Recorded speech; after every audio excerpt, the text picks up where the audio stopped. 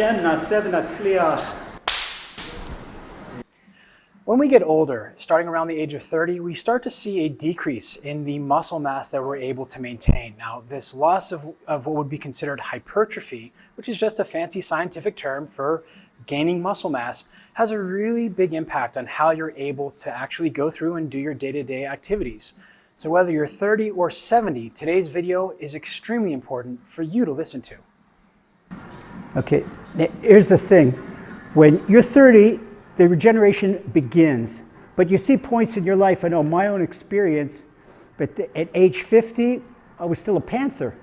And then all of a sudden, 57, there was a drop. Things weakened. At 67, I was doing wind sprints. At 70, couldn't do that anymore. Okay, and you find out that it's much harder to build muscle mass. And then when you get from 67 to 70, it's much harder to maintain muscle mass. Okay, so what do people do? They go crazy and they say, oh, I need to be in hypertrophy and not in atrophy. And then they overdo it and then the injuries start coming. Yeah. So what we're going to do with our brother, Coach Menachem, we want to help people, no matter what their age, maintain their muscle mass, hypertrophy, without injury. That's the important thing. Yeah, and the without injury part is so absolutely instrumental. A lot of people miss that, especially nowadays. Everything is intensity, and you're mentioning wind sprints at 50, at 62, and I'm thinking, I don't know anybody that's doing wind sprints. There's a saying that I think applies to everybody. Really, it's people in their 50s is where I learned it from. I had 2 clients, and that is, don't be afraid of the day when you go to the gym and you're not feeling well in your 50s or older, but be afraid on the day you do feel good, because then you do too much. And while that's a good intent, a lot of it is actually based around our job in here, as you know, as a health coach yourself, is we want to do the least amount of work that we need to see a result. So for many of us, Monday and Thursday is a fantastic balance for us to be able to go to the gym, get a little bit tired, get a little bit sore, but during the rest of the week, while we're not lifting, we're doing walking or bicycling. It doesn't have to be intense all the time. Yeah, and there's 2 entities that want to leave outside the gym. Okay, one overachieving. Overachieving is ego. Yes. And the second is the evil inclination, because that's where it comes from. The evil inclination wants you sad, and when you're working out properly, you've got these wonderful endorphins that you can't get them at the pharmacy and not the doctor. It's a present from above. Okay, the feel-good hormones that you get from working out, that's what you want. But you can't get that by killing yourself in the gym. We don't want to do that. We want to do it responsibly and healthy. So you come out of the gym with a smile on your face, because if you don't go out of the gym with a smile on your face, you've done something wrong. Well, on the other side, I find, at least for me, for some days, that coming to the gym, and also my clients, a lot of cyclists, especially going to the gym, they say, I don't really feel good. So I say, give it the first 15 minutes in your dynamic warm-up. If by then, and these are light exercises that address the major issues, so we're getting at least that done. If you don't feel good after 15 minutes, you can go home. And 9 times out of 10, people say, well, I was feeling better, so I'll do one more, and I'll do one more. And that's where you build the consistency, and in balance, the gym can be an absolutely instrumental in your ability to maintain better moods. It's not just going to the gym and but we all have that also, right? You come in and you see the guy who's been lifting with you and he's a couple years younger and he's lifting 30 more kilos than you and you're doing, it's hard, right? He's got a different soul than you do. He's got a different body than you do. Just as your souls are different and your thumbprints are different, so your bodies are different. So he does what's good, different strokes for different folks. You got to work out what's good for you. So let's look at a couple different push-up variations that you guys can do no matter where you are. Now, the most important thing is at no point during these exercises do we want to cause pain, numbness, tingling, loss of sensation, anything like that, or you're unsure. It's best to go to your family doctor, get the okay first. Maybe we start with walking as opposed to the push-up variations. So don't feel like, at home you have to do these because we showed them. We're just giving you one of many tools. There's all different types of wrenches and all that stuff. We're just giving you one example here. Yeah, and even if you're a mom and you're expecting and you've got 5 other youngins, we're going to teach you how to pick up your baby properly so you don't get back pain. And the push-ups, the beginning push-ups, it's even good for that mom. Yes, up until the 3rd trimester. If you haven't worked out in the 3rd trimester, that's not the time to start without the guidance of a physician. So part of my training is as postpartum corrective exercise. That includes before. The main thing here is less is more. So just want to mention, Menachem is not just a trainer, he's a sports physiologist. This is like a PhD trainer. This is much higher. So listen carefully what he says about exercise in the body. Yeah, it's all about finding balance. So if anything here you're unsure about, talk to your family physician. But we're going to show you some should be safe for about 80% of you, 85%, different push-up variations. So let's be honest. It was the weekend, right? We have Shabbat. We're sitting around, or we're just hanging out.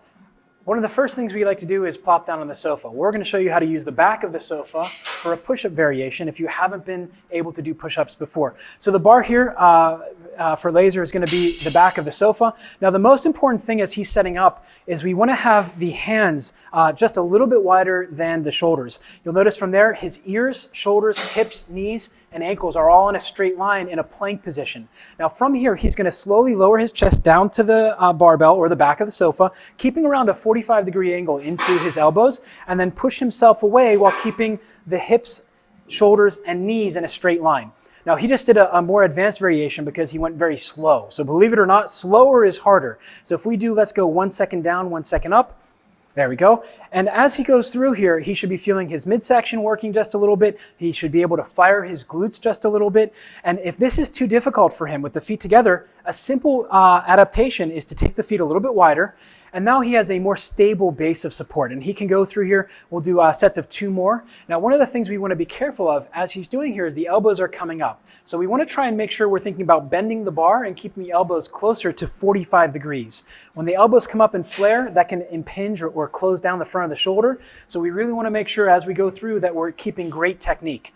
An exercise done with great technique is going to be far better for you than doing reps with poor technique and just getting as many as possible. Now, if you found this too easy, let's go ahead and take a look at what a modified push-up would look like on the floor. Okay, now for the modified push-up, what's really important for this, a lot of people call them girl push-ups. I hate that. I can't stand it because it's not nice. It's putting a slang term. All we're doing is we're shortening the lever arm that you have to move, which means it's just like taking some weight off of the bar. It's physics, the fulcrum, shortening the fulcrum. Exactly. It's basic. So this is where I started with push-ups, and they weren't as pretty as what we're about to see, but the same principles are going to remain. So the hands are a little bit wider than shoulder width and just below the shoulders. The ears, shoulders, hips, and knees are in a straight line. Now from here, it's the exact same thing as we just saw. Elbows to about 45 degrees. You're going to try and come down about 2 inches off the ground. So if you have a tennis ball at home, you can put a tennis ball on the ground and then pushing back up. Now as you push back up, you want to think about screwing the tops off of jars, if you will, and that's going to activate the lats. Let's see if we can do 2 or 3 repetitions in a row.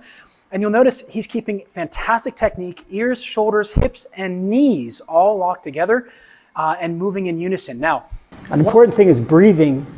I bring Pilates that I do a inhale on the way, exhale on the up. Yes. Very important to breathe. And that, believe it or not, that ties into so many other things in the body. I think, for today's video, we'll kind of stick with the push-up, but it is exactly true. It also helps you get a little bit more muscle force. So let's say these are getting pretty easy for you. You're able to do 3 sets of 10 with great technique. Now a set of 10 is, Rebbe just did here, I think that was 8, I counted, 8 or 9. So Lazer did 9 in a row, so that would be a set of 9. So it's just as many repetitions as you can without a break. Now from here, when you can do 3 sets of 10 with about a 2-minute rest in between sets, getting up and doing something else, we're going to move to the next one. And this would be the classic push-up. So we'll take a look at that here as well. It's the exact same setup. Now we're going to be on the toes. So we'll be nice and straight-legged. Hand width, because the closer together, more difficult. Yes. Farther away. So triangle push-up about here would be more triceps and much more challenging. And then neutral would be right around shoulder width. We'll do a neutral push-up. Let's do neutral, yeah, Okay. to start with. So again, if we want to make this more challenging, we can take the feet closer together or further apart. Now same here, ear, shoulder, hip, knee, and ankle in a straight line, and he's going to press all the way down 2 inches away from the ground and back up. Now, one of the things I want to point out here is this is the result of a lifelong pursuit of staying in shape, or it could be the last 5 years. The most important thing for you is to find what works for you and not try and go outside of your range. Now, let's say this is getting a little bit challenging. Now, Lazer can stop here, or he can take his feet further apart. Let's just take the feet further apart. I'll look at that. Let's take the feet. Let's Take go a breath. feet wide. Take a breath. Did 10. And now we want to go to our challenge. We're gonna go easier for 2 with the feet wider, and then we're gonna show what some of the more challenging would be. Okay, Yeah. good. Wider push-up. Yes. So the wider push-up is going to put more into the chest. You'll notice he also took his feet wider to give him a more stable point of support. And this is really important as he's going through. You notice that he's self-regulated, which is fantastic. At no point should me or any other trainer or person tell you, keep going, keep going, keep going. When you feel you've gotten to a 7 out of 10, especially when you're starting, usually this set's going to be over, unless you are working with somebody or you're going through a very specific variation where you need to build up. So he's doing a great job in through the nose, out through the mouth, and now he's going to take a second to calm down and relax. Now, as he goes through here, he can continue the breathing, shaking out the arms. There are some people that say you should sit down between sets. I prefer that, just like you're doing, stand up, move around. But if we do something you feel dizzy, lightheaded, definitely take a seat and relax. Let's show a more challenging variation, whatever you like. We can do fingertips, we can do triangle. We'll do just a set of 4. Knuckles is fine as well. What martial arts guys love to do. Now, why is that? Why do they like doing the knuckles? First of all, it strengthens the hand. It strengthens the muscle. Just like women, when they knead dough, it prevents osteoporosis. And one of the big problems of martial arts guys is breaking fingers. Putting this pressure increases, it actually did research, it increases bone density in the fingers and the joints. That's why they like to do that. Very nice. Okay, so. All right, let's try that. We'll go for a set of 3 to 5. Now, this is a very challenging exercise. In all honesty, I could probably do maybe 2 of these. But again, this is where you advance and you develop what's going to be right for you. There we go. And you'll notice he didn't break form at all. So all in all, we're at 50 push-ups. Sorry, 43 for the day, plus those. So yeah, 53. I mean, that's a good workout for most people. That's a full workout. Now, here's the thing is as you go through aging, it's more about the consistency than it is about going in and hammering yourself. So a rule my friend Tony Gentlecore likes to say is that 70% of your workouts are going to be meh, average. I got my workout in. Menachem, explain why this is so much more expensive, more useful than the macho guys coming in the gym and doing their 50 push-ups with doing the 10 sets of 5 sets of 10 each. Why it's so much more useful. So that ties into what Tony talks about with the training consistency and how you'll be. So 70% of your workouts are going to be meh, then 10% will be amazing, and then 10% will be awful. You feel like trash. Sorry, 80, 10, 10. 70, 10, and 10 is 90. The other 10% we don't know. The reason this is so important is in order for you to get up to the abilities to recover and adapt. So nowadays there's a lot of talk about recovery. It's not recovering from your workout, you need to adapt. When we do body weight exercises, calisthenics, we're using the mass that you already have and we're not any external weight. This does 2 things. 1, it speeds up the recovery and adaptation time. It mostly decreases the risk of injury. Now, of course, if you do something with bad technique, that can hurt you. But it makes it so that you can do the exercises anywhere. And the thing a lot of people have in their minds is that in order to be strong, you need to be able to move heavy weight. And that really depends. It depends. Olympic weightlifters, powerlifters, absolutely, that's your sport. For people like you and me, I'm a cyclist, I've gone a little bit more weightlifting, but I just need to be able to move myself well enough. And for most of you at home also, carrying groceries upstairs, that's another workout. You don't need external weight in an unnatural shape. Exactly. Imagine, even what Menachem just said, we'll mention, imagine that these are 6 packs of May-Aden. So I'm walking home from the street, this weigh about 6 packs. How much we have here? Okay, 6 packs of May-Aden, deadlift, pick them up, walk home from the store. This is functional fitness. Okay. And a lot of people don't realize a liter of water weighs about 1 kilo. So the May-Aden, for those who don't know, is a brand of water that are sold in 2 kilos. So actually the pack of water is a little bit heavier than that. It'd be 12 kilos. But this is where we get the daily activities that will allow you, and you don't have to head into a gym necessarily. Just summarizing, if we can do 15 minutes a day of these type of sets, is that not for a 50, 60, 70-year-old more than enough to ward off atrophy? Yes, so if you haven't been active in doing these types of things, absolutely. And that goes for runners. If you've been running and you can run a half marathon a week, that your body still needs the strength training. In order to fend it off, we have to challenge the body a little bit more than what it can handle, but not so much. Again, just enough. We want just enough, nothing more than that. And don't forget, moms at home, this is for you too. Yes, especially women. In fact, when we look at how women go through the menstrual cycle, the first half, you may find that you're able to push, and then the second half, you might feel a little bit slower. You just have to taper down and listen to your body, and that's where RPE, rate perceived exertion, comes in.